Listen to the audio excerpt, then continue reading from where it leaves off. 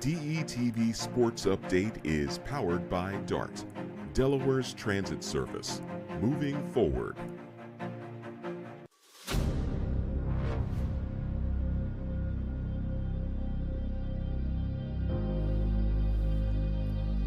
And welcome live to DETV Sports here Monday for the bracket breakdown here 24 hours removed from Selection Sunday yesterday on CBS. So you guys know the drill. We are here the day after Selection Sunday each and every year to get you a bracket breakdown. We're going to break down all four regions. We'll start from the top, make our way through. And again, if you've seen this show before, we've had a lot of success in terms of predictions with a lot of these guys standing up here. So we're hoping to get you some more correct predictions today and give you some insight on a lot of these teams and how they can advance each and every round here in the NCAA tournament. The crew is back as always. Matthew Maurer, Jason McCall, Dennis back behind the glass running the show. And here we go, guys. Another week break for us last week, but a lot to get into here today. It is our selection show, basically our breakdown. Matt, how you feeling here? Right down your alley. You'll be able to talk a little about maybe about some of these guys here in a few months as well. Oh, for sure. And, you know, I'm going to get no winners because I don't ever win my tournament bracket. But I help other people win theirs because I overthink it. That's right. And we're here on a Monday, so we didn't have time to overthink anything just yet. Jason, famously known for his first show, coming in here 3 years ago and nailing the national championship with a few teams that were way outside people's maybe projections. And now we're going to talk to him about his team, both your guys' teams here in a few minutes. But how you feeling here? Another NCAA tournament bracket out yesterday. We're going to start there. There you go. There you go. Cheers. Sipping tea. There you go. And that was 3 years ago from the day that Jason famously predicted. I think they were an 8 seed at the time. They were an 8 seed. Made their run with Caleb Love and company. Speaking of which, Caleb Love's still playing. We'll talk about him here in a little while. But guys, I want to start here before we have Dennis put the bracket here behind us. Both of you guys are Tar Heel fans, if you will, here from North Carolina. And one of the most shocking, in terms of public opinion, shocking entrances in here to the bracket this year was North Carolina grabbing that 11 seed. They'll be in Dayton for the play-in game. But nobody had them in the field. They get in over West Virginia. They get in over Indiana. They were 1-12 in tournament teams with a record this year. Again, nobody had them in. They get in. What are your guys' thoughts? I know you guys were excited last night. Did you expect them to get in? And what are your thoughts now that they made the field? Honestly, I thought they would get in. And not really because of like the AD was the lead committee member. But because they're still playing the ACC, and you go 13-7 in the ACC, that should count for something. It's not your father's ACC though. But they were 1-12 against quad one team. That's a low blow. However, Nasty word. if we're talking about star power and likability, that's where the money went. Because you put North Carolina in the first 4, those tickets were already sold out. And then you look at their roster. I mean, the game against Duke was so close. We're talking about a lane violation away from. I know it was called. I disagree with that lane violation. We're talking about it, but yes. So we're talking about that, and that was against a #1 Duke squad, who's a lot of people's overwhelming favorite. So I think that showing against Duke actually helped their cause. Even the last game they played against Duke prior to the tournament, where they made a comeback in that game as well. I think those 2 showings against Duke actually helped their cause, and that was really what helped them get in. Outside of those showings against Duke, but that's a different story right now. But Tar Heels are in, and they can be sneaky dangerous and at least make the Sweet 16 out of the first 4 because of that roster they do have. Yeah, and I do want to preface this, Matt, before we get in. I wasn't a fan of them making the field. I don't think they should have got in, but once you're in, that's all out the window. Anything can happen from that point. Sure. They got a play-in game in Dayton against a tough San Diego State team that a lot of people didn't have in the play-in game, but they get the 11 as well, so a tough matchup for UNC. There are your thoughts on the Tar Heels. I mean, it's good to be king, right? I mean, listen, whether we're not your father's ACC, as you said, here's the thing. This is the truth. It's show business. I mean, this is the NCAA tournament, right? You know the Tar Heel fans are going to travel. I know people like the little guys. I get it. We all love the little guys. I'm sure we're going to get upset, so we're going to point some out. But let's be honest. I love UAB, for example. My man, Yaxel, he's a beast. I think he'll be a first-round draft pick. They lost to Memphis. Had they won, I don't think the Tar Heels are here because I think Memphis would get that at large. Yeah. But at the end of the day, I know people got the conspiracy theories, but let's just be honest. It's just big boy time. Like, you've put enough of the little guys in. Now you gotta pay some bills. You gotta Got to make sure that your tickets are sold out. And we do know the Tar Heel fans will travel. We do know Duke fans will travel. We know there's not a lot of, there's a handful that will travel, and Tar Heels are one of those. So when people cry and they, oh my gosh, but y'all ain't really crying. You just don't like it because you feel that the Tar Heels are one of them blue bloods. I get it. If the Tar Heels weren't a blue blood, no one would be saying anything. It's because they're blue blood and they got in on the skin of their teeth. And we could say that maybe it's the merit of their program's legacy. I'm okay with all that. But at the end of the day, look, man, it's business, man. And they are in with an 11. Nobody's paying to see West Virginia. In the first four. Ain't no one Don't coming to see you, show Otis. West Virginia fans. Ain't no one coming to see you, Otis. They're not, man. And the governor's trying to launch an I was going to say, inquiry. did you guys hear about that? He had a plaque made. It's the National Corrupt Association of whatever the NCAA association. What are you talking about? The meth addiction that's going on in West Virginia? We're going to move on to the South bracket here. Let's talk about it. As the Tar Heels do get in there. And here it is. As our logo, we're back for another year, DETV bracket breakdown. So Dennis is going to put the screen for us up here. Make that moonshine, dog. And let's dive into the South region. We're going to start in the upper left corner with the South. Sorry, Mountaineers, not the show for you tonight, as we're going to keep it rolling. We're going to start, guys, with a team coming in here, the top left in the South. Yep. We're going to start with a team that came in as one of the top teams, I believe, #1 in the AP poll when the season started, and that's the Auburn Tigers, led by Bruce Pearl. They get a matchup here with Alabama State or St. Francis. So right off the bat, let's just talk a little bit about Auburn. Not too worried, I think either of us are, any of us, about Auburn losing this first-round matchup. Again, Bruce Pearl-led team. Janai Broom, a candidate for Player of the Year. He's been fantastic. They got great guards, 3 guards that can really score double figures.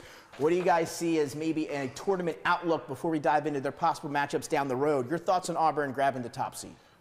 I mean, it was warranted. They've had an excellent season. The hiccup in the SEC tournament is what it was. I mean, better to lose then than now coming up. So I would say that was a good way for them to kind of get the jitters out, and they're going to make a strong run in this tournament. Again, they are ranked 4th in KenPom, top 12 in both offensive and defensive efficiency. Those are a lot of the numbers people look at when determining national champions. Number 2, strength of schedule. We mentioned Broom and how good he has been. So we'll see what they can do. But interesting thing here, guys, they'll be playing in Lexington here to start off there. And there's a possibility they get Louisville in Lexington in round 2. I know Bruce Pearl's not going to be happy about that. Nasty word. Pat Kelsey here, as we look at the 8-9 matchup, Pat Kelsey goes to Louisville in his first year, turns things around entirely. They didn't make the tournament last year. He comes over from Charleston. They go 27-7. I think they went, 18-2 in the ACC, and we talked about the ACC, but they were phenomenal against those in-conference opponents. And then they get a team in Creighton who has had a lot of success in the tournament under Coach McDermott. This is a really interesting 8-9 matchup for me. I'm typically a Big East guy, but I'm thinking I'm leaning Louisville here in Lexington, and that's going to set up Auburn for a little challenge here in round 2. I'm going Creighton on this. I like, Kalkbrenner, the big kid. Yeah, he's I think really he's going to be a problem for Louisville. That's where I'm going. I like Louisville in this one. I like their defense, where they can turn the ball over, and they play very fast. So I like Louisville in that matchup. Although Creighton has the big boys, but I think Louisville's speed is going to negate the overall size of Creighton in that first-round matchup. I mean, you mentioned Kalkbrenner, 7-footer, perennial defensive player of the year in the Big East. Shocking that he's still there. I really liked him as a player, so I'm with you there, Matt. Louisville, though, I'm going to roll with them and the Cardinals in Lexington. They came into the season picked to finish 9th in the ACC, and what a year they had over there. And again, that'll set up a second potential matchup we'll get to between Auburn and the winner of Louisville in Creighton. Now let's head here to 5-12 and one of the most interesting 5-12 matchups. South is a very interesting bracket. You look at Michigan, they get the 5. They're Big Ten tournament champions. You heard on the broadcast yesterday, Iron Eagle say if they pull out a win here, they could get to the 3 line. Well, they did not only get to the 3 line, they didn't get to the 4 line. They get a 5 seed here as the Big Ten champions in Dusty May's first year at Michigan, and they get metrically the #1 mid-major program in UC San Diego. Guys, where are you leaning here? San Diego and Michigan. Again, UC San Diego putting together a heck of a year. I'm going Michigan for me. Yeah, I like Danny Wolf and Golden. I think that's a Twin tough Towers, matchup. yeah. 2 big boys over there in Michigan. How you feel, Jason? I'm the same way for the exact same reason. And shout out to Dusty May for taking over for Juwan Howard. Dusty May. After the year they had last year, disappointing year they had last season, and then really turning it back around. I don't think the Michigan fans are expecting the turnaround this fast from last year to this year, but a good job to them. And they grabbed the 5 seed, which is pretty good for them. I would think higher than what I would have put them, but. I might have had them on the 3-4 line. They had the fourth most quad one wins out of any team in the field here, so they've shown a lot of stuff there. And you talked about the 2 7-footers, but they get UC San Diego, a team that had 30 wins. This is just their second season of eligibility in Division I, and they make the tournament already. They turn you over at the highest rate in the country. What does Michigan struggle at? Turning the ball over. We'll see if they can pick up the pace and force some turnovers against Michigan. I'm rolling with UC San Diego here in this matchup. Let's move down to SEC. 14 teams, a record. 14 for the SEC here in this year. Texas A&M is one of them. They get the Yale Bulldogs, who are in the tournament for a second consecutive year. I had a chance to do one of Yale's games earlier this year on the call for that one against Delaware. And again, Yale, a physical team. They've had success here in the past, but Texas A&M from the ACC, they were up in that conference near the top of the standings all year long. What do you guys see here in the 4-13? Yeah, Yale might win in the classroom, but not on the basketball court in this matchup. That's all Texas A&M, man. Yeah, I mean, I think there's potential upset, but I mean, I think Wade Taylor is going to be just too hard for Yale to cover. So I'm going with Texas A&M. Texas A&M, better rebounding team, more physical team. We'll see if Polakidis and company for Yale, if they can break out the shooting in that one. I might go with another upset in Yale over A&M. You guys rolling with the Aggies there. And let's get to it. Ole Miss and the winner of UNC and San Diego State. I think UNC San Diego State is a fantastic matchup in Dayton. That one could go either way for me, so I'm not sure about that one. All I know is I've got the winner of this game beating the Rebels here in round one. What do you guys see going on?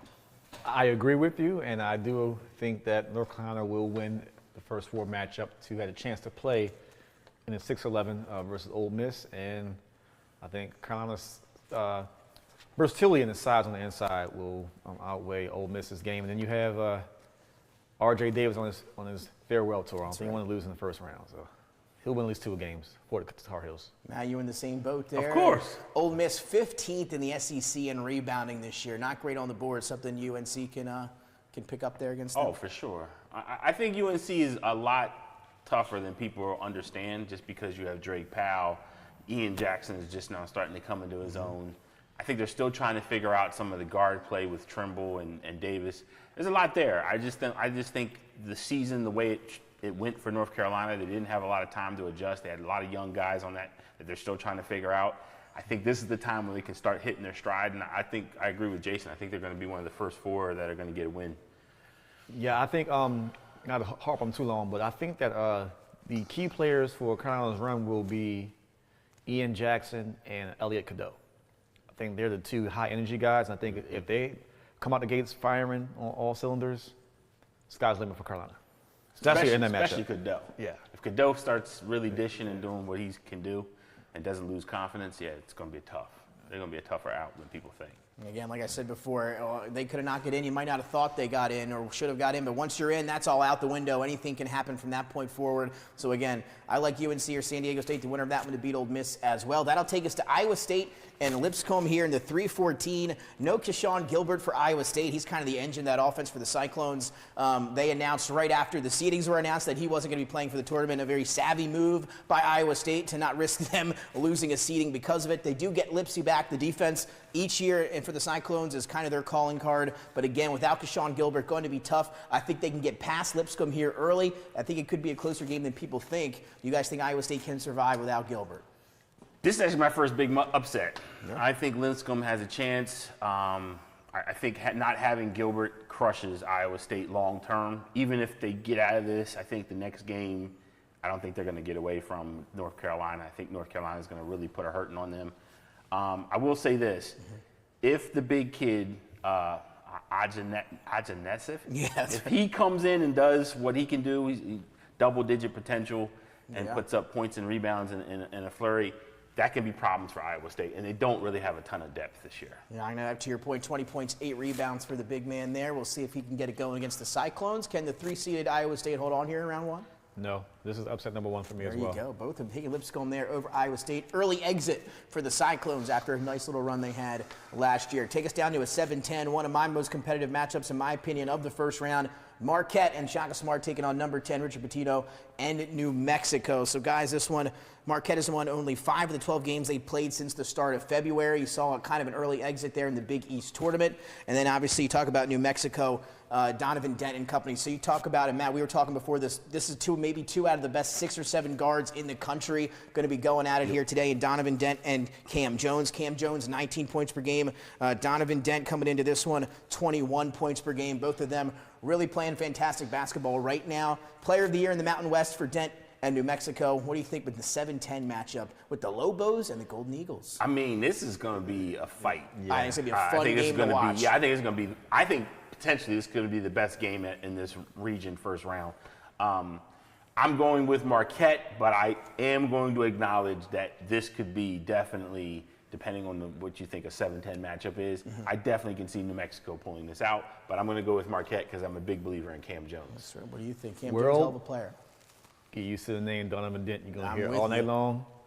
And he's going to lead New Mexico to an upset over Marquette. I'm going with the Mountain West Player of the Year as well. And a close one, as Matt said. This is going to be a very competitive game. My aunt went to Marquette with Doc Rivers. They were classmates there. But I'm going against you, Anna Boleyn. I'm rolling with the Lobos from New Mexico here in this one. We're going to head down now to Michigan State and Bryant. I don't have much to say on this one. I love Tom Izzo's team this year, and I think they've got a real shot to make it almost all the way here. I think Bryant's going to be no contest here. Not so fast. Oh, I'm joking. Yeah, we're all with Sparty. This. Yeah, Sparty. Yeah, that's easy. Sparty. Any closing words here? Again, this is one of Tom Izzo's, I guess, best teams in recent years. A team that really has a national championship shot. What do you guys think? Are they legit contenders? No. I think they are. I think that all that sauce is because of Jason Richardson.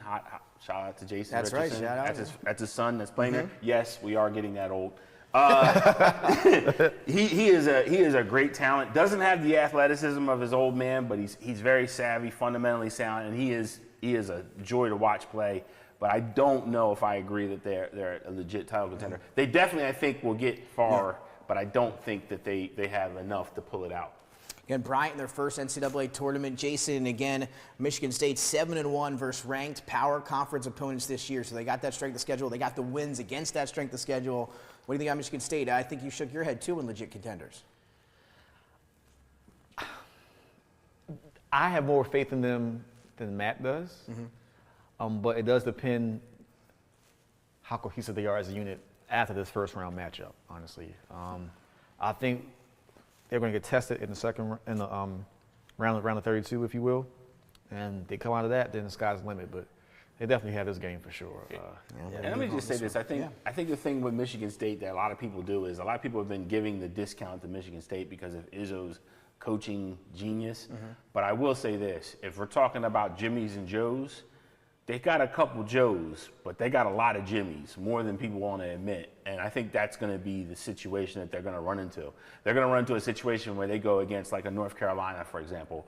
Maybe that the record doesn't show, but you're talking about terms of talent, they have more talent per guy than Michigan State does. Now, I will say this, Michigan State also has tougher kids, I think, on average, that come and bring it every game. That's the difference. If North Carolina can get that talent to push out, I think that could be a bad game for Michigan State, and vice versa. There's a couple other, Marquette, New Mexico. They both could be dangerous for Michigan State in the next round. And again, like you said, Michigan State more of a physical team, not as good, as good of a shooting team from outside. That's kind of been their MO here in the last couple of years. So we'll see if they can be so effective at the rim with their two-point making ability. Of course, they can really get it behind Tom Izzo. 26 career appearances for Izzo in the NCAA tournament. He's won nearly 70%. Of his game. A heck of a stat there for Michigan State. So, guys, pick your regional final here in the South. Where are you guys going in your regional final winner to the Final Four? Oh, man, this is nasty work here. For me, and again, I think it's a tough one up here with Auburn and Louisville. You get Auburn and Louisville in Lexington. That's a home game for the Louisville Cardinals. Again, I think Auburn will come out on top, but that is a tough draw for Bruce Pearl and his group. So I'm going to have Auburn advance into the regional final here. And I'm going to have them going up against Michigan State. I'm going chalk here in the South, 1-2. I'll let you take that one, Matt. I'll go after you. Yeah, I know you're not in on Auburn, right? No, I'm not in on Auburn. I think I'm actually going to think. I think Michigan comes here, meets Auburn here. Oh, wow. I think Michigan will advance here. Then I have down here. I'll go. Are you going to do it? Are you going to do it? I mean, have a Tar Heels Michigan State matchup over here, winner to the bracket final? Honestly, no, I don't think you're going to have that. I think you'll have North Carolina come here, and I think Maybe you're depending going on the Eagles? I think 7 and 10. Yeah. I think that's who's going to come here. Gotcha. And meet North Carolina, and I think that guy will come here. Those would be your two. So it's going to be either between North Carolina, New Mexico, or Marquette. I know that's crazy for some people. Against Michigan, that's right. Against Michigan. I really think the thing with Michigan is, and we see it happen a lot with Michigan with size in these games, is guard play is essential. So I will say this: if they don't have the guard play, they're going to struggle. Michigan will struggle, but they got the bigs galore, and I think that's going to be the big separator between the two. Auburn, the problem I have with Auburn putting them out of this bracket is, after Broome, you have the freshman. Pettiford. Yes. Yeah. Amazing shooter, gets hot, gets crazy. They got 3 guards I really like. Right. I do, but if Broome doesn't have a great game, they're going to be in trouble. And I think that's where that matchup, Auburn-Michigan, I think that's what becomes the problem, because Broome's going to have to navigate Danny Wolf and Golden, and those guards are going to have to get out there and they're going to have to play. I know it sounds crazy, but yeah, I'm having Michigan come here, and then I'm going to go. Well, you said Marquette, New Mexico winner against UNC, correct? Yes, so I'm going to go. Man, it's tough. Nasty it's work a tough here. bracket this year. It is a tough bracket. This one is one of the toughest brackets, I think. Yeah, I'll go. Man, this is nasty. You know what? I'll go North Carolina. There you go. I figured you would. Again, to your point about Auburn, they've lost 3 of 4 coming into the tournament. Yeah. No team has ever won it or made the Final Four losing 3 out of 4 coming in. So that's just something to Matt's point there. Again, Auburn still the #1 overall seed. As Jason said, the body of work is there, but losing 3 out of 4 coming in, not ideal for Bruce Pearl's squad, though they do grab the top seed. Jason? Auburn will not make it out of this region alive. They will not represent the South. I actually have Michigan State coming out of the South. I don't hate that at all. So Tom Izzo going to the Final Four in the South. Now, Dennis, take us to another region. There you have it, a breakdown here of the South region, as we're now going to head to wherever Dennis sends us next. And we're heading to the East with Duke, who, before the Cooper Flagg injury, guys, was kind of maybe the #1 seed in a lot of people's minds coming down the year. The best team, Flagg, goes down with the ankle injury. They do get a #1 seed at 31-3. I'm not worried about them in round 1. Are they your guys' favorite in the Blue Devils to get out of this bracket before we dive in? Yes. Yep. Easiest path for a #1? Easiest path. Easiest path. I think I'm with you there as well. sure. So let's dive into it, and we'll start with Mississippi State in Baylor, and a matchup I think could be a good one. Another SEC team, 1 out of the 14 in Mississippi State, and they get a team led by Scott Drew, a national champion at Baylor a couple years ago. Where do you guys see this in the 8-9 matchup here? Give me Baylor. I'm going to go with Baylor here in the 8-9. I think that's a good matchup for them. I don't think they're going to be taken back by Mississippi State at all. I think they're going to go after them pretty fast, and I like Baylor in that situation.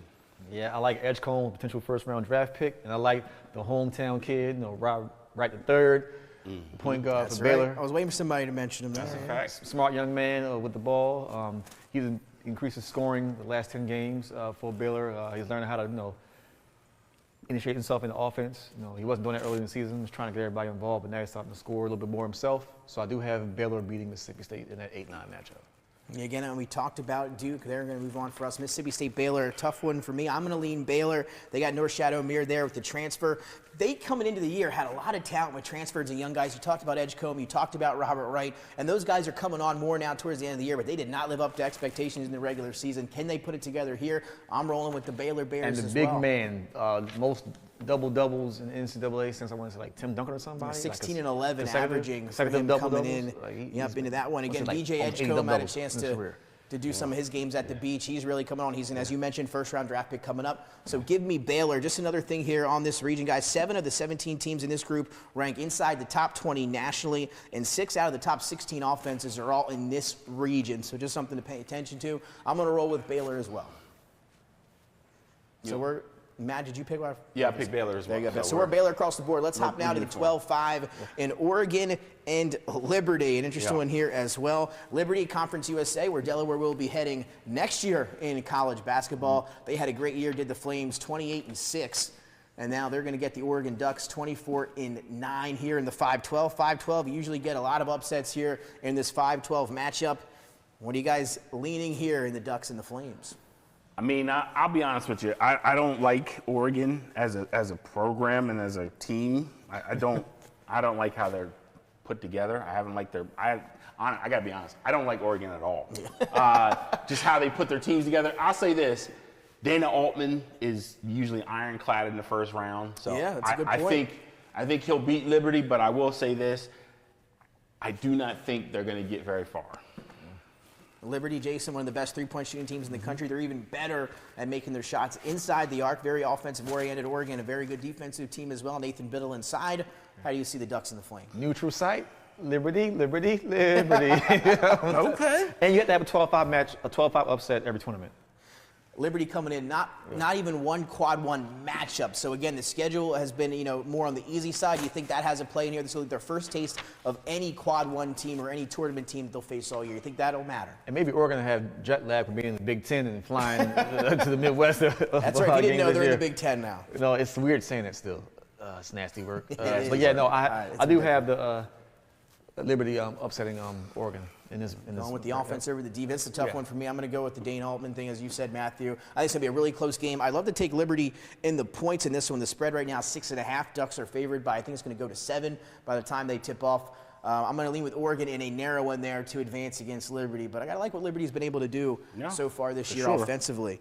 So, again, let's now jump to the next matchup here at Arizona and Akron. And the Zips seem like to be in the tournament each and every year. One of those teams in the mid-majors that nobody wants to schedule, none of the Power 5 teams, nobody wants to schedule the Zips. They're successful each and every year and always a threat there against some of the best teams. And here comes Arizona. As we mentioned, now in the Big Ten there, they get the 4 seed. You could have a possible Oregon-Arizona matchup here in the next round if Arizona can get past the Zips. Can they? They're huge favorites in this game, 14.5-point favorites in this game over Akron. So Vegas not giving the Zips any chance at all here. Take the Zips with the points. Yep. But I think Arizona wins this matchup. Is this Caleb Love's year? No. Year number 10? Year number 10, but not his year. Yeah, I agree. I think Arizona gets out of this pretty easy, too. I don't think it's going to be a close game, contrary to what maybe some people think with Akron's record.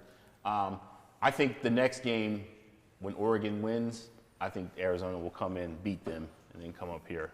So that's how fast I think Oregon's going to be out of the tournament. Old Pac-12 matchup there with the Ducks. Correct. There and the Wildcats. Let's jump to one I'm interested in BYU and VCU now, guys.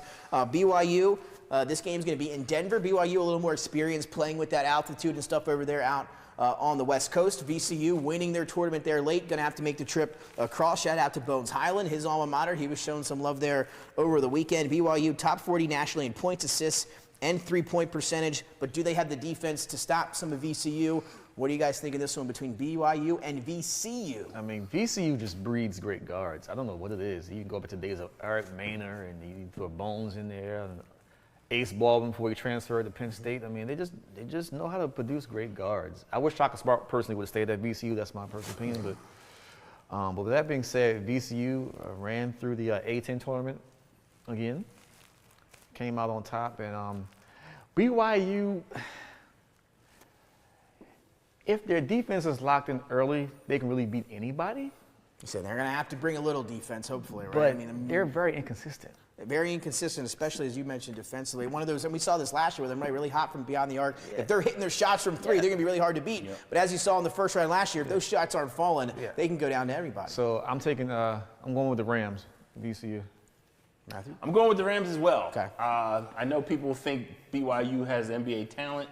I'm a little bit more not sold on that. So I'm going to go with VCU. I think they got the better situation. I think they're going to speed up Igor Denham, who is the point guard for BYU, and he does not do well when pressure is applied to him. So I think that's going to be the difference of the game.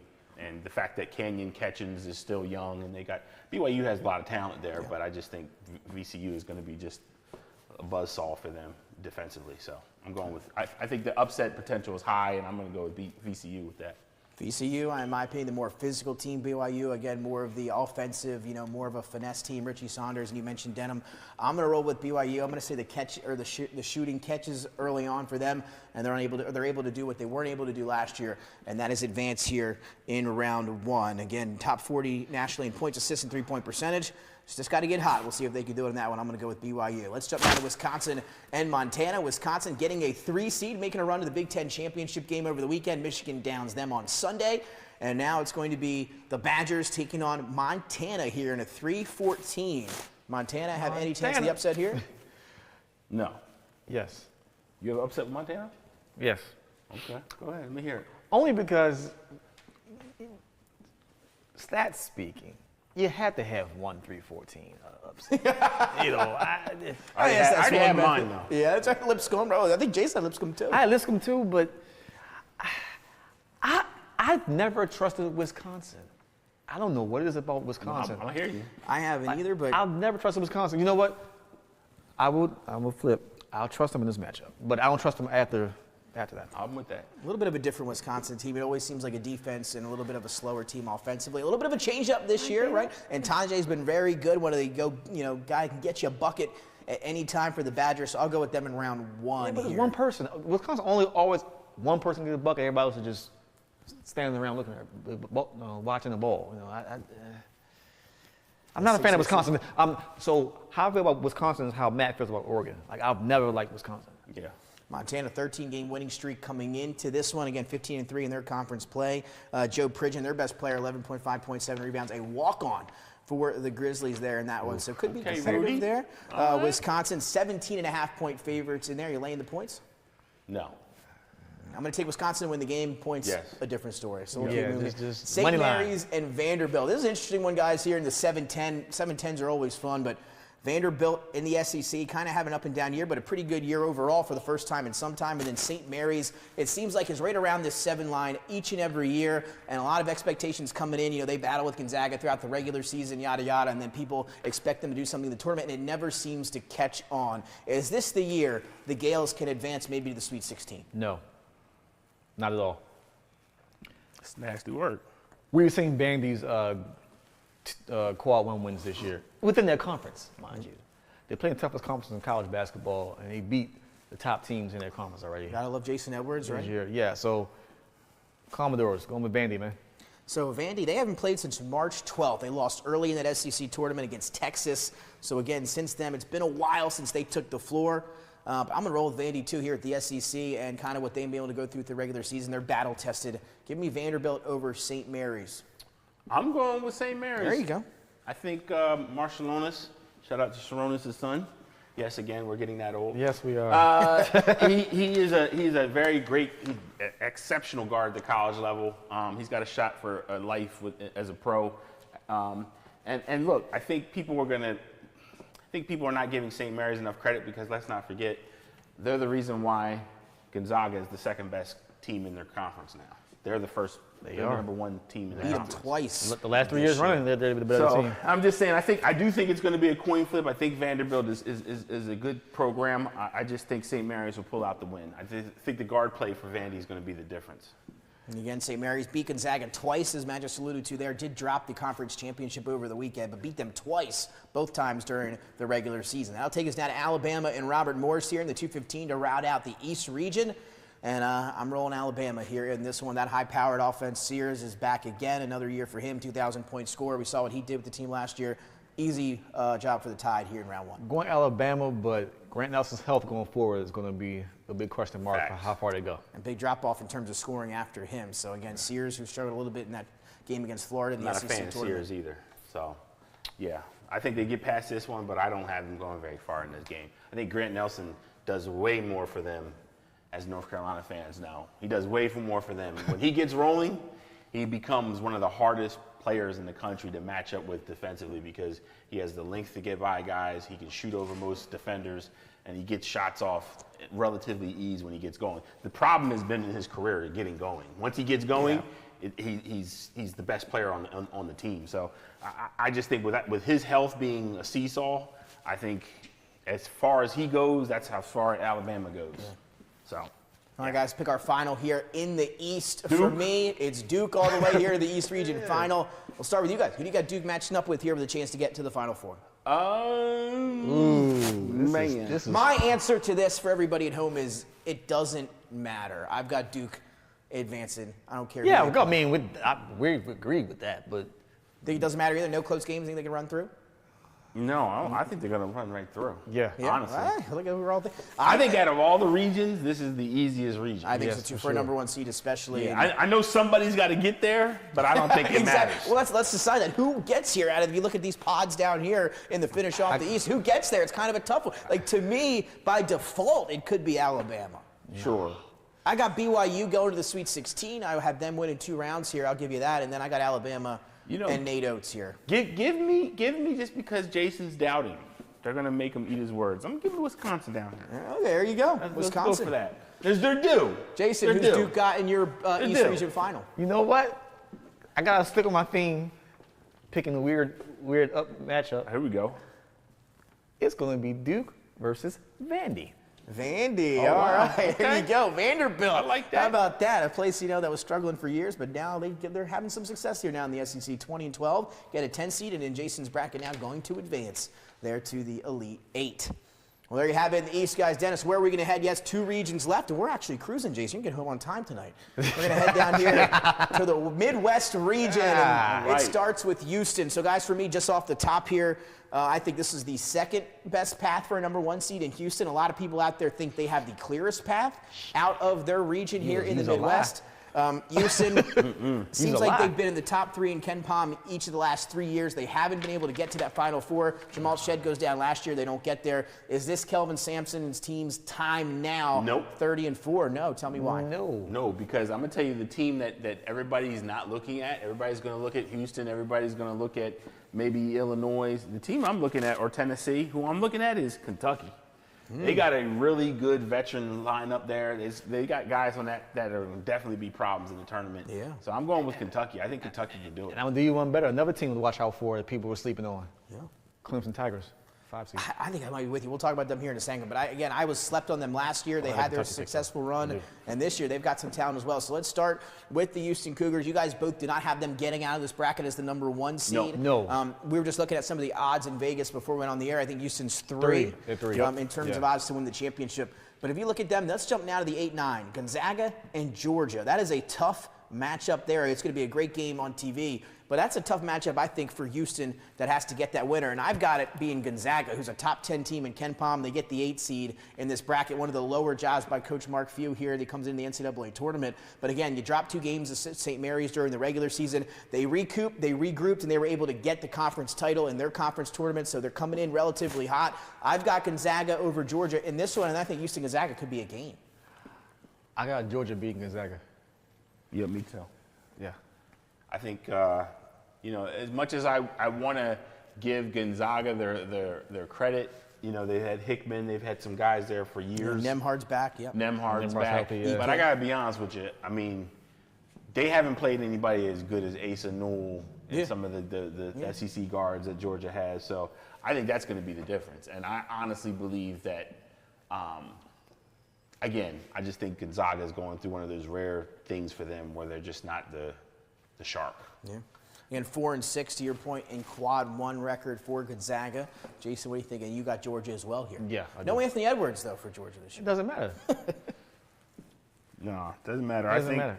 I think with Asa Newell, I think you got Damari, Silas Damari. I think they got some really good guys there.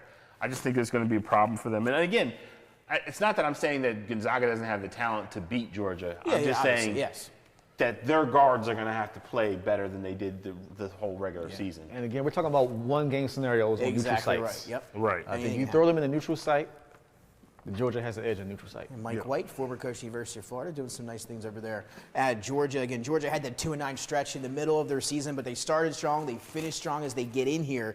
So again, not the strongest shooting team, but they can do it. Great defense coming in ranked 34 there in Ken Pom. And you talked about Newell, the freshman. Just 1-3. The top 3 minutes leaders are all freshmen or sophomores here for Georgia. We'll see if that catches up with them a little bit here, but maybe not in round number 1. That's going to be a nice matchup there between Gonzaga and Georgia. I think that will be a close one. Line in that one. Gonzaga given 6.5.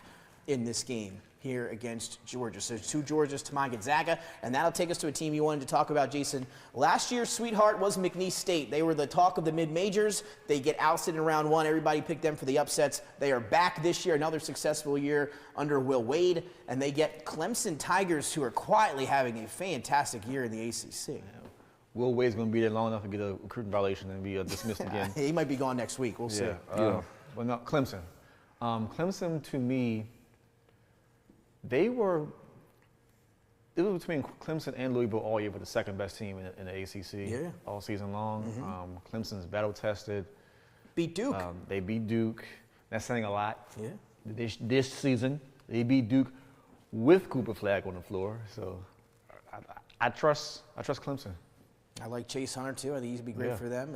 Senior leadership there. Matt, what do you think about Clemson and McNeese State? Again, McNeese State with another fantastic year here to make the tournament. Yeah, I think they got a chance of winning this game. Clemson, of course, I got them over McNeese State. But I wouldn't be shocked if McNeese puts up a fight. I mean, Christian Shamonte's tough. They've got some really good veterans there.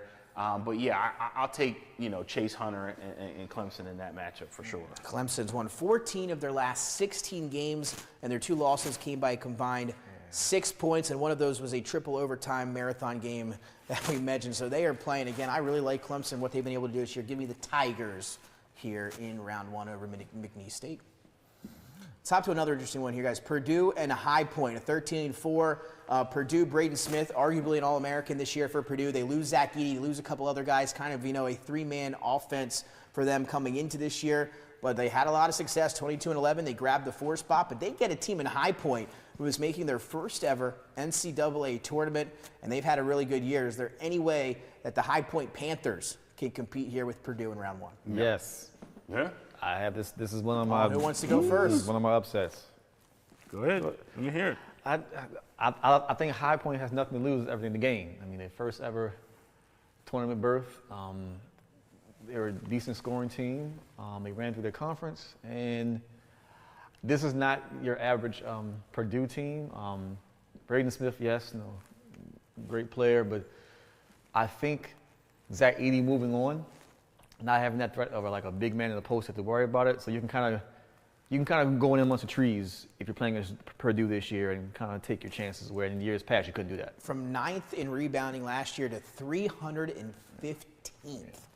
this year after losing Zach Edey. That's quite the drop-off in terms of hitting the glass there. What do you think, Matt, Purdue and High Point? No, I don't think it's going to be a game. I like Trey Kaufman-Renn. It's really Braden coming Smith. on down the stretch, yeah. Yeah, but I do agree. Look, if they don't put some toughness out there, this is a game that High Point, because to Jason's point, they have nothing to lose. They're playing with the church's money, so it's free for them. So if Purdue doesn't come in there and slacks, yeah, High Point can definitely give them a game. But I do think Braden Smith and Kaufman-Renn are going to be too much for them in that matchup. Yeah, again, Keza Giffa versus Braden Smith, 2 really good guards there going up against each other in that one. High Point hasn't lost since January 16th, coming in again in that Big South, playing very well. Defense is not the best there for High Point. They've allowed over 100 a few times this year. We'll see if they can tighten that up against the Boilermakers. I think I'm going to have to go with Purdue in a close one. I'll take the points with High Point, but I'm going to go with Purdue. Well, we've seen a lot of Big South teams do well in tournament over the years, so I just think the Big South they just play, when the lights turn on in March, the Big South teams just end up playing well. Well, if there's a team that can go down round 1, it might be Purdue, so that wouldn't be crazy. I mean, off the charts. Purdue, we've seen them lose as a 1 seed. So. Yes, so you have. Again, after they made their national championship run last year, I don't know if they're going to be able to do it back-to-back years. So we'll see what happens there. Illinois, Texas, Xavier, guys, for me in this one, Illinois has really not been playing great down the stretch.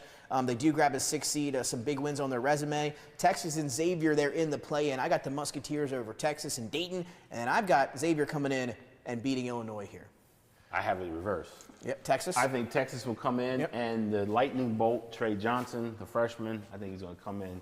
I think he's going to beat Illinois. Although, get ready for the other name, is Jakunis from Illinois, is one of the most skilled players at his height in the whole entire nation. So, definitely could be. I think that's going to be a beautiful game. Yeah, it could be a good Texas one. versus Illinois. But I'm taking Texas. I think Texas will beat them. There you go. Illinois, Jason, lost by 20 in the conference tournament a few days ago. Poke 'em. Hook 'em There horns. you go. Both ways? I mean, To Illinois. the round of 32. Illinois needs to lose for having turned Shannon's jersey upside down for a retirement ceremony, man. I'm in the Raptors. Like that's. They had their run last year, too. That's that I bad guess we'll work. say That's with bad, but Carolina. it was literally upside down, man. Like, come on.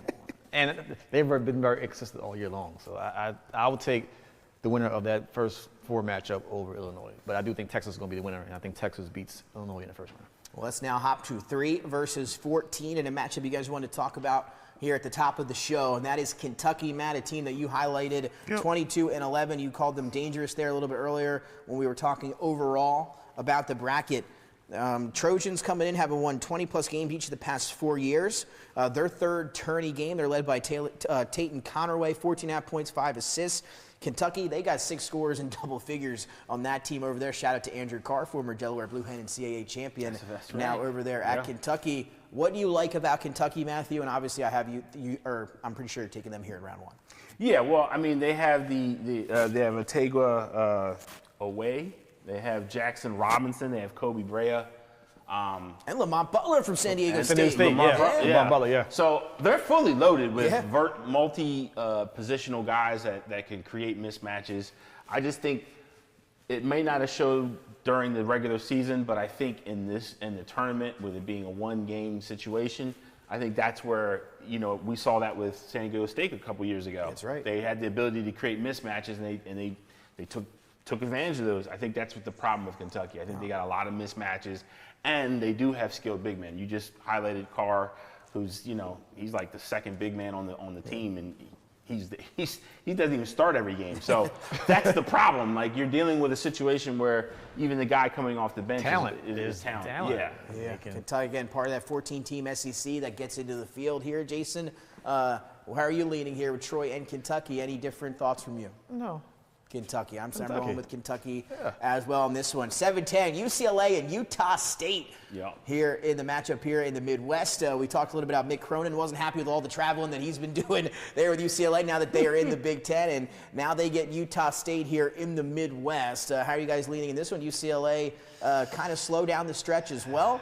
Does the Bruins have any issues here with Utah State in round 1? This could be a good game as well. I think they have a ton of issues. I think this could definitely be an upset situation. I don't believe in UCLA, Mick Cronin. I don't think he's a great coach for that situation. He clearly doesn't like the players he has on his roster. I feel like he's been talking a lot about that this year. His press conferences of the year have been brutal. Like, He like looks like he bashing them doesn't- like on the air. Like, I don't know if he wants to even be coaching UCLA anymore. Yeah, I just don't think a team like that is going to run through the wall. I think they just want the season to be over. And I think Utah State is the type of team that's going to give them problems. I think the upset alert on this is high, and I'm going to take Utah State in this matchup. And UCLA, very defensive-oriented team, not the offense, not a lot, to follow with them. And I'm going to go with the offensive team in Utah State, like Matthew here, Jason. I'm rolling with them. Clean sweep. You got 3 guys that can really shoot it over there for Utah State: Martinez, Falslev, and Akano there. I'm going to roll with those guys. And again, Aggies rank 149th rating in defensive efficiency. So again, this is an offense versus defense matchup here. UCLA by far the better defense, and then Utah State the better offense. So can Utah State bring even a little bit? They got to bring a little bit of defense. You have to if you want to win that game. I think they will, hopefully. And I'm going to roll with Utah State. I'm rolling with Utah State as well. I don't think UCLA can score enough in this matchup. That's really going to be the key. That's why when it comes down to the last 8 minutes of the game, and you have to depend on a bucket, like mano a mano, that's Utah State's game all day long. Again, Utah State coming this one 52 in Ken Palm and 27 for UCLA there in that one. Taking us to the bottom here, Wofford, Tennessee. I love the Volunteers here in this one, guys. I like Tennessee. I'll just say it now. I think we're going to get Tennessee and Kentucky right here. That's what I'm going with. I'm with you. Volunteers been the top 5 at Ken Palm all year. Gave Florida a run in that SEC tournament game. They've got some talent on that roster. Ziegler's back, a lot of experience, etc. So give me the boys from Tennessee there to make it to the Elite 8. I'm with you. Yep. All right, guys, pick our final here in the Midwest. Where are you guys going? Kentucky. So you got Kentucky over Tennessee to advance here. Yep. Who do they meet in your Midwest final? I got them playing Duke. Oh, with Houston. You going with Houston here? In the Midwest final. No, I think Houston, I got to be honest with you. The problem I have with Houston is, again, hard-nosed team, great talent. I think they can beat Georgia. I think the next matchup that they could struggle with is definitely going to be Kentucky. I think Kentucky meets them here and knocks them out, and I think that's who advances. Again, no disrespect to Houston. I like the program. Yep. I just think that, again, when we're talking about multiple players that can create mismatch problems, I know Houston has the tough kids, and they're it's very savvy. I just don't think they have that many guys that can cover that many players that Kentucky has. Jason, Houston lost 3 games, 2 in overtime back in November. They've lost just once in the 3 months since that game. 19-1 in the Big 12, outright champions in the regular season, the Big 12 tournament champions as well. Haven't really been contested too much here. They grab another 1 seed, or you have them going to the Midwest Final? No. The Midwest Final is going to be Clemson and Kentucky. Kentucky goes to the Final Four. Kentucky to the Final Four. You had me at Clemson. I'm going to have Clemson advancing up to here. I'll have Houston beating Clemson, and then Houston and Tennessee for me right now, all subject to change here in the Midwest. So I'm going 1-2 again. Yeah, I like a little Tennessee and Houston action here. But I'm telling you, Gonzaga, Houston, going to be a tough matchup in that second round. If Gonzaga's able to get past Georgia, I think that could be a problem for Houston. We'll find out, but that's going to be a very competitive game in that one as well. So that's our finals for the Midwest. Who you guys heading to the Final Four out of your Midwest region? Kentucky.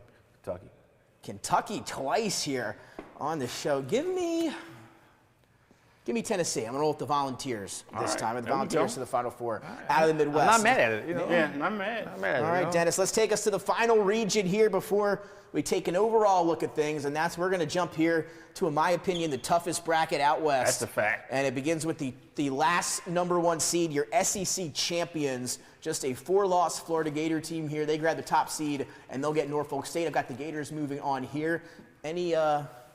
Anything you want to say about this 16-1 before we quickly move on? They're not your typical 16 seed. Back-to-back MEAC champions. They've beat some Power 5 teams during the regular season.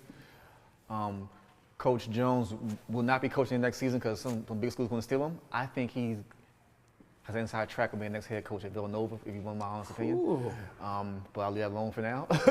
but no, I think Florida does win that matchup. Florida has been everybody's favorite so far to win the entire tournament. They're not my favorite, but I will take them in this 116 matchup for sure. 116, Matthew should be rolling with the Gators at least in round 1. Oh, yeah, for sure. Let's jump now to UConn, Oklahoma, and this is where the disrespect starts to Florida, but I guess I can't really say that because when you get the final number 1 seed, you're going to get the best 8 and the best 9, and that's what I think we have here with the defending back-to-back national champions in Danny Hurley's UConn Huskies, 23-10, taking on a good Oklahoma team as well out of the SEC now, 20-13. I like UConn in this matchup. I've gone on the record for saying that Alex Caravan has been struggling a little bit for the Huskies. If he were to get it going, I think they could really be dangerous. Obviously, they got the Michigan transfer, Terrace Reed. He's been playing well off the bench there. UConn, as we know, guys, can be dangerous when we get into March, especially when you have Danny Hurley leading the way. How confident are you in the Huskies to get past round 1 and maybe make some noise down this West region? I'm not confident at all. I don't know if they're going to beat Oklahoma. Okay. I mean, they have an electric freshman named Jeremiah Fears. Yes. He's tough. He's definitely the type of player that can create a lot of pressure for UConn. And to your point, if Alex Caravan is not on top, if he does not get himself going, they're going to be out. They're going to be out very fast in this game. I mean, I like the big kid Sampson that they have. I think he's got some talent there. But, again, UConn just doesn't have the dogs to really, I think, put up huge fights this year. They're not going to win the 3rd straight championship. It hasn't been done since UCLA, so remember that, folks. But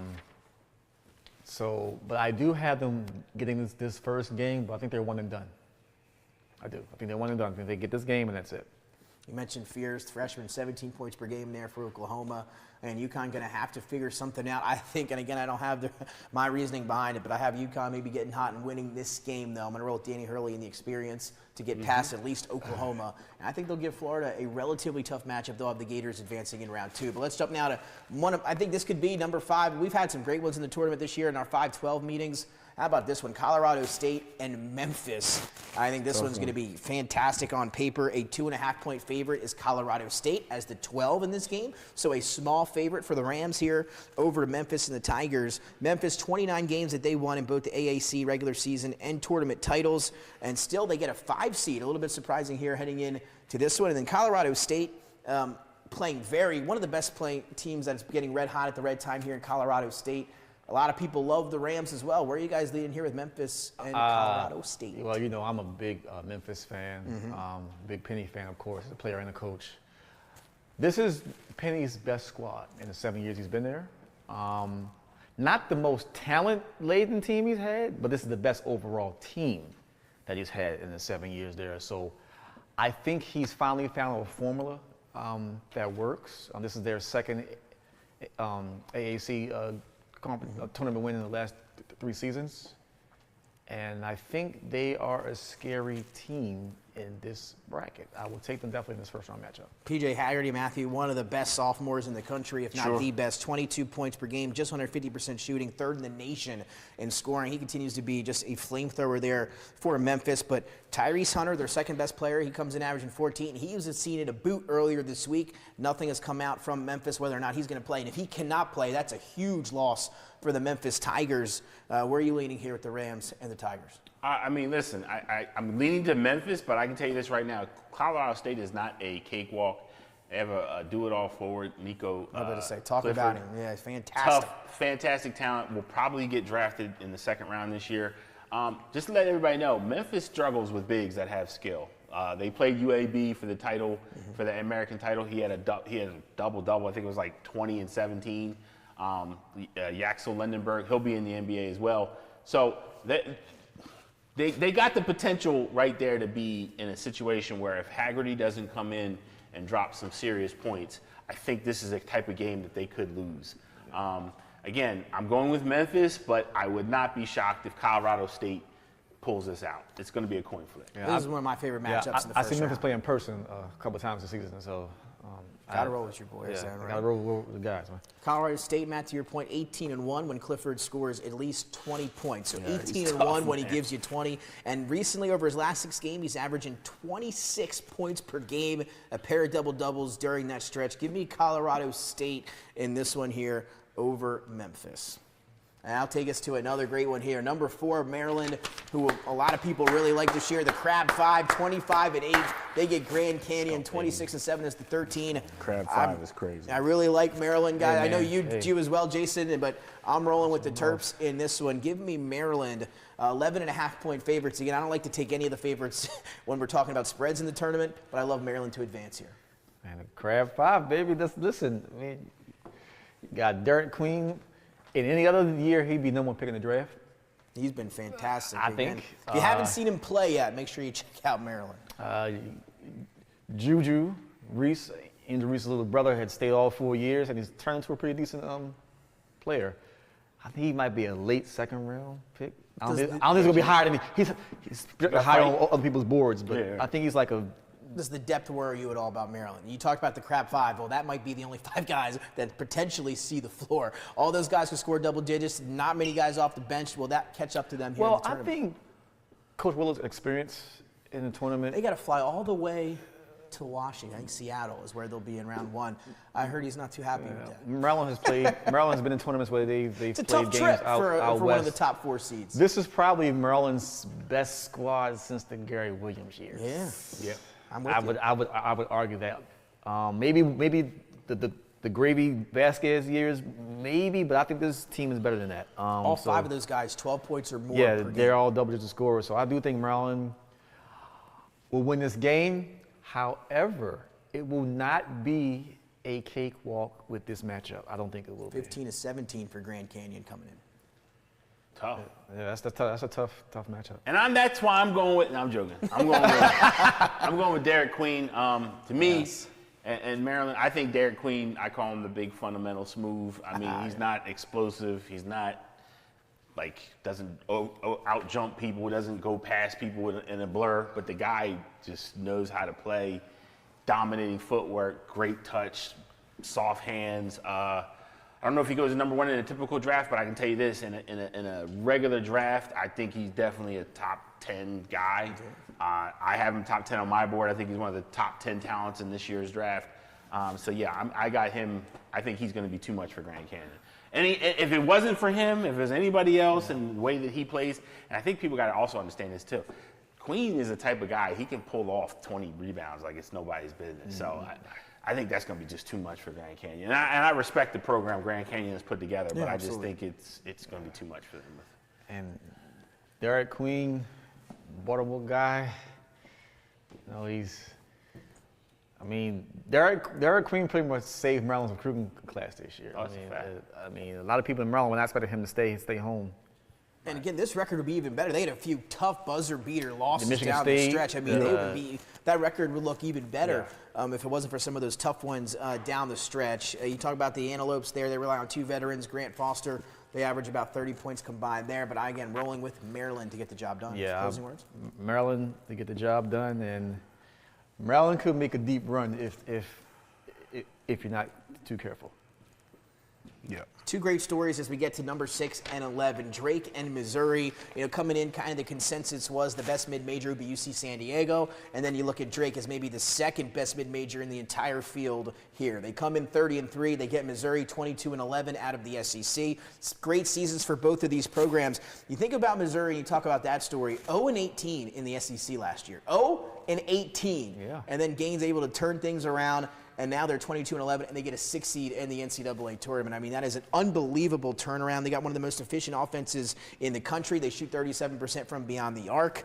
But they have one player in Mitchell that's 6'5" or taller there in that matchup. Drake, they love to slow things down. They're going to try to make this game ugly. Missouri's going to try to pick up the pace. They're going to try to slow it down. Who's going to win that battle and control this game? Ben McCollum, head coach for Drake, Division II last year. He comes up here in his first year after Tucker DeVries leaves, goes to West Virginia. Sorry, West Virginia.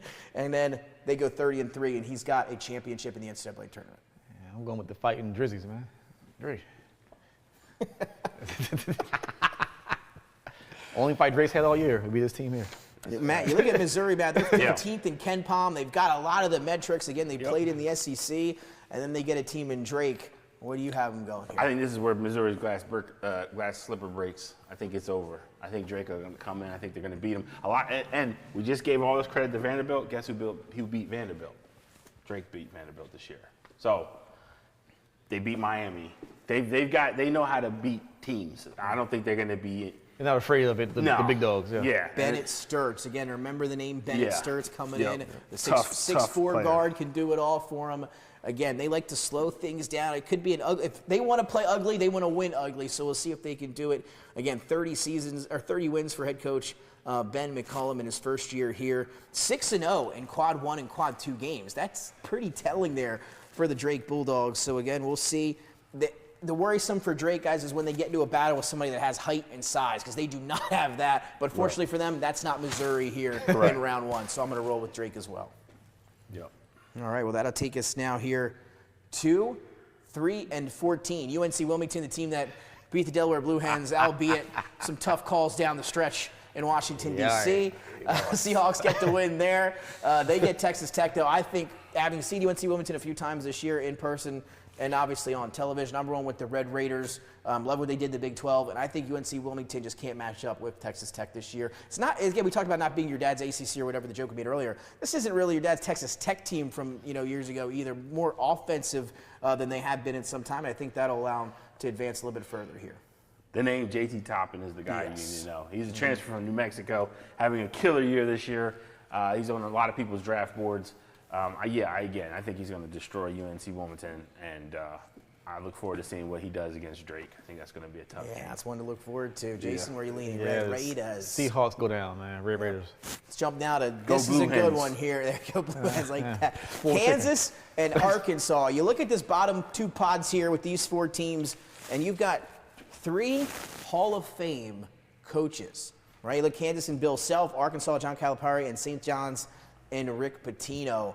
There could be some good matchups down here. Kansas and Arkansas, that's a tough one. Kansas comes into the season as the #1 overall team. 2 of those guys are not like the other, though. I will say that. And I'm going to get your opinion on that here in a second. But Dirty Kansas, whenever they've come in as the #1 seed, which they've had that a bunch. They've come into the season as #1 seed a bunch of times. They've never made the national championship when that has happened. This year, they came in as #1. They struggled down the stretch. Hunter Dickinson, they play well when he gives them 20+, but not a lot outside that. Got some size. Arkansas, it's got some good players. TJ Wagner made the trip over with Coach Cal. You got Boogie Flint supposed to be returning back. He's an NBA guy. The freshman going to be returning for the NCAA tournament. The bad news for Arkansas was they didn't win an SEC game when Boogie Flint was in the lineup. So I don't know how much of a boost that's going to be. It should be, given how good he is. I think it will be. But this is a tough one here for me, guys. I'm going to wait to hear what you guys have to say first. Kansas, Arkansas, and talk a little bit about that coaching thing you mentioned earlier. Yeah, I'm going to talk about it. I already know. I know where you're going. This guy here at St. John's, he's legit. Yeah. This guy here in Kansas, he's legit. This guy here in Arkansas, Fraud? nah. Little shaky? Little shaky? Little shaky, bro. Little shaky. He's got that Tyson chicken money now down there. Look, I respect what he's built from the recruiting standpoint, but if we take a look at all he has had and the embarrassment and riches that he has had, and to come away with only one title, it's like, what's going on here? and again, I know people don't like to talk about that, but with great, I just talked about that with Rutgers on my Facebook page. Oh. With great talent comes great expectation. And, Arkansas has, I would argue, probably 6 NBA prospects on that team. Yeah. I mean, they've got a ton of talent there. I think they can beat Kansas. I think Kansas, unfortunately, is in a situation where they don't have the dogs that they usually have. So I'm going to go with Kansas in that matchup. I think Arkansas is going to get the dog crap kicked out of them when St. John's plays them. I think St. John's is just tough. I think Kadarius Richmond is. I love St. John's. I think he's a soldier, man. Him and R.J. Lewis are just. I think they're going to be problems in this tournament. I don't think Arkansas is going to get very far. I actually went further, but these two are not like the other. We're talking about teams that were bought this year. They were store bought. They went to Jared. Something. Yeah. All the money. They got some money up and there all money at MSG, huh? They made up of all transfers. Yeah. And then even Pacino said, in the press conference talking about, would you get a high school senior to come to the freshman next season? He said he doesn't think what's how I play, what he's trying to do, and trying to win now. He's actually against bringing in the highly touted. That's the world we're living in incoming now, freshman right? now. The landscape of college basketball. It's crazy coming out of Patino's mouth, but I respect him as a coach so much, I'm not really going to go against his judgment. I mean, this man's won conference titles in 5 different conferences. And let's not forget, he also made it back. He lost everything in Louisville. Then he went to Iona, came out of the struggle Olympics, and then brought it back out of the mud again. I mean, I get, hats off to Patino. And he's a one of the best, that's why he's a Hall of Famer. He's a New York guy, he's coaching the New York school. Yeah. Like everybody thought, Syracuse, no. St. John's, when they're good, is really fact. the New York school. You can say what you want. That's a fact. 30-win They go to the team. press conference with Timberlands on. That's a fact. You can say what you want, man. 30-win team. Again, you got 30-win team out of the Big East, regular season and tournament champions. I love St. John's this year. I don't think it matters who they got in the round 2. I'm rolling with the Red Storm there. For me, I'm going to go with, again, this one's a tough. I'm going to roll with Arkansas. I'm there too. Arkansas. Yep. But then again, for me, it won't matter. I've got St. John's advancing Yep. there in that one as we proceed. So let's take an external look here at the West. Who you guys have in your West region final, and then who do you have advancing to the Final Four? Give me. This one's easy for me. I got Florida coming out. I got Florida coming here. I think they're going to run into Maryland. You got Maryland to the West Final. I think Maryland comes here, and I got St. John's taking them and going to the Final Four. There you go. St. John's to the Final Four for Matthew to round out his West. Matt, you read my mind, man. Okay. I do have St. John's going to the Final Four. Who do they play? You at least have Florida in the Elite 8. I really want to put them there. But will you? If they have to play Maryland, which they might. that's going to be Looking like that's Matthew going said, that's going to be a scary matchup for them. It's going to be a tough game. And I think Maryland has more star power. If we're just talking about like actual stars, I think the Derek Queen factor will be crazy. But for the sake of argument, I will go 1-2 in Okay, I like you. I'm going 1-2 for sure. I think Florida and St. John's Florida, are the St. two John's, best but teams. I do have St. John going to the Final Four. And again, I think Drake could cause some havoc on this side of the bracket. Drake and Maryland, those two teams, I think, as you mentioned, Florida could have an issue with Maryland. I really like Maryland. I think Drake could maybe be the team that gives St. John's an issue down the road if we get there. I know that's asking a lot of an 11 seed in the mid-major, but I like the problem with Florida is going to run into if they play at St. John's. The problem is going to be Clayton. if Clayton gets clamps put on him, Florida's not winning. I don't care what anybody says. They're not winning without Clayton going off. Clayton's going to have to at least drop 16, 18 points. Yeah. If he has a bad game, and Kadarius Richmond can do that, that's going to be problems. Can Elijah Martin, can he step up? Can Will Richards step up? That's going to be the question. You got, obviously Alex Condon, I'm assuming going to be a first-round pick, maybe in your mock draft coming up here over the summer. Hand-logged in, the big 7-footer, is back after that gruesome injury 2 years ago. To me, Florida is the most complete team in the field, unbiasedly speaking. So I have them against St. John's in the West, and I'm going to have Florida going to the Final Four out of the West. Let's get our Final Fours now, Dennis. If we could take us back out to the full bracket, and you'll now hear each of our Final Fours. I'll start, guys, and for me, up here, I got Michigan State. I'm going up again. Oh, man. You said Florida, right? Yeah, Florida here. I'm looking up here at Michigan State, Auburn in this South Final, and who am I rocking to the Final Four? I'm going to go with Auburn, actually. I'm going to go with the Tigers. I know a lot of people are down on them getting number 1 overall seed. So I'm going chalk on the South and West with Florida and Auburn, and SEC Final Four battle over here. And then you look over there, I'm rolling with Duke. I mean, I'm looking kind of chalky here. Duke to the Final Four out of the East, as I've got Duke meeting up with Alabama. And then again, we look down at the Midwest, and I have Tennessee out of the Midwest. I've got Tennessee, Duke, Auburn, and Florida. 3 SEC teams for me, guys, in the Final Four. I know we talked about the number 1 seeds. It rarely works out where we get 4 or 3 number 1 seeds in the Final Four. I forget the exact statistic. I don't know if it's ever. Maybe it's in the 80s. Maybe we've had 4 number 1 seeds. I forget. But for me, I love the number 1 seeds this year. I think those top seeds are the best teams in the field. I really do. And that's where my Final Four stands here, except for I have Tennessee getting there in the Midwest. Yeah, I ain't mad at you. I mean, I have Duke, Kentucky. Then I have St. John's. And then I think I have, who do I have? I think, is it? Might have been Michigan. Is he at Michigan State or? I think it was Michigan. Or you North Carolina? You might have North I Carolina. think I had NC, yeah. I have NC. And then I have St. John's versus, I'm going to go Duke. Yeah, St. John's and Duke in your national championship. For me, I'm going Florida, Duke. Jason, what about you? All right, so I got Michigan State. Yep. Don't hate that at all. I got St. John's. Don't hate that at all either. I got Duke. I like that one. And I got Kentucky. There you go. So all of us with different Final Fours. We gave us our national championships. Jason, your national title. National title will be St. John's versus Duke. Oof. And? Duke wins national championship. Duke national champion. Matt, you going with Duke in the national champions? Oh, begrudgingly. Florida over Duke in the national championship. Cooper Flagg can take the top pick. He won't hold the trophy here at the end of March Madness. I'm going to go with the Gators. Going with the Gators for the national championship. And 2 Blue Devils for you guys as well? I mean, instead, right? Yeah, I mean, look, I hope the Gators do win if it's Duke and Florida. Trust me, I'll be a Florida fan that night. However, I will say this. I want to say this now. My dark horse to win the national championship is Kentucky. There you go, Kentucky there. If I had to pick a team that wasn't Florida, obviously you could look to Duke or whatever. I'm going to go with St. John's. I think that battle with St. John's and Florida is where I'm going to go with here. You talked about Rick Pitino with those guys, the way they play. You know, they just, to me, seems like something's going on up there with St. John's, but that's what if I had to change it up, that's where I would go. But I've got Florida Duke with Florida on top. All right. Dennis, do you have a national championship?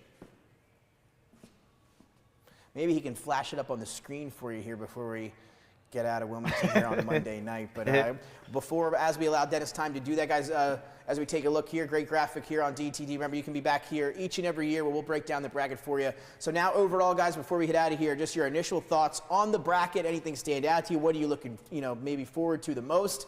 And again, congratulations on the Tar Heels getting in the field. Makes it a little bit better for you guys come Thursday. I'm looking forward to the first 4 game tomorrow. Yeah, we've got some good ones this year. How do you feel about UNC and San Diego State? Any party you think San Diego State can win that? I think San Diego State can win that game. For sure. I don't. Yeah. No, you knew it. I'm not doing it. No. Yeah. And you gave your sleeper, Matt. You have a sleeper? I know he said Kentucky. I know you're on Kentucky as well as a 3. Is there anybody else? I mean, for me, it would be Drake over here. Again, tough. I really like UC San Diego as well up there. We'll see how they do. I think Lipscomb can be tough. That's right. Yeah, you were on Lipscomb. I think they can squeeze out some wins. I think Michigan's going to be a little bit better than people think. I mean, they just have some matchup problems. And great record against Quad 1 teams. I did put Michigan on one of my picks to know my Bet Rivers. Shout out to Bet Rivers to win the championship. a little $5 bet on them. Bring back 600.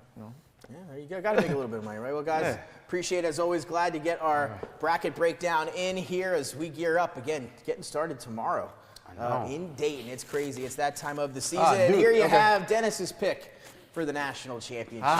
In the so nasty. That's going to take care of it here. I hate to end the show with this up on the screen. Oh, there you go. Thank you, Dennis. But we're going to move on. So for everybody here at DETV Sports and for Dennis there behind the glass, have a nice NCAA tournament. Enjoy. Take off work Thursday and Friday and watch some basketball. We'll see you next time. We'll be back here on Monday to update on the first couple rounds.